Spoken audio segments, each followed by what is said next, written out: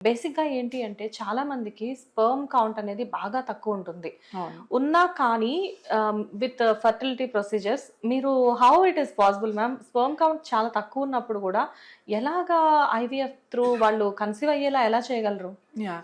మీరు చెప్పిన ఫస్ట్ పాయింట్‌కి మనము ఇప్పుడు నా ప్రాక్టీస్‌లోనే ఆల్మోస్ట్ 18 ఇయర్స్ నుంచి ఐయామ్ డూయింగ్ ఫెర్టిలిటీ ఫీల్డ్ అనమాట. Yeah! So, when I started 100 మందిలో ఓన్లీ 20% వాస్ మేల్ ఇష్యూ.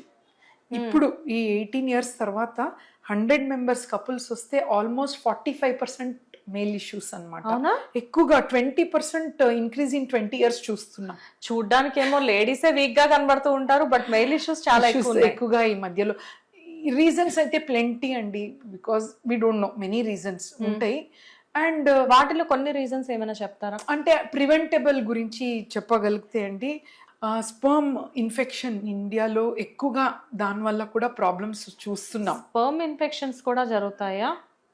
ఉంటదన్నమాట. సో, యూజువల్లీ ఏమవుతదంటే స్పర్మ్ కౌంట్ బాగుండొచ్చు, బట్ పస్సెల్స్ ఉండొచ్చు దాంట్లో. దానికి సింపుల్ ట్రీట్మెంట్ అన్నట్టు. బట్ దానివల్ల ఫీమేల్ వాళ్ళ పార్ట్నర్స్ కి కూడా ఆ ఇన్ఫెక్షన్ అనేది రావడానికి చాలా ఎక్కువ ఛాన్సెస్ ఉంటాయి కదా. కొన్ని ఉంటాయి అన్నమాట. సెక్షువల్లీ ట్రాన్స్మిటెడ్ డిజీజెస్ అని ఉంటాయి. అంటే హస్బెండ్ అండ్ వైఫ్ టుగెదర్ ఉన్నప్పుడు వచ్చే డిజీజెస్ ఉన్నాయి.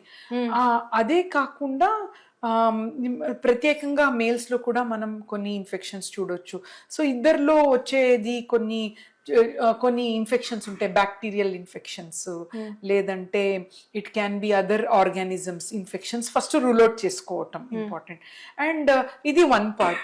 సెకండ్, అది ఇప్పుడు ఇన్ఫెక్షన్ అంటే డాక్టర్ దగ్గర వెళ్ళాలి. బట్ కొన్ని సిచ్యుయేషన్లో ఒబేసిటీ ఎక్కువగా మనం చూస్తాం. సెడెంటరీ లైఫ్ స్టైల్ వల్ల కూడా స్పర్మ్ తక్కువ ఛాన్సెస్ ఎక్కువగా చూస్తాం అన్నట్టు.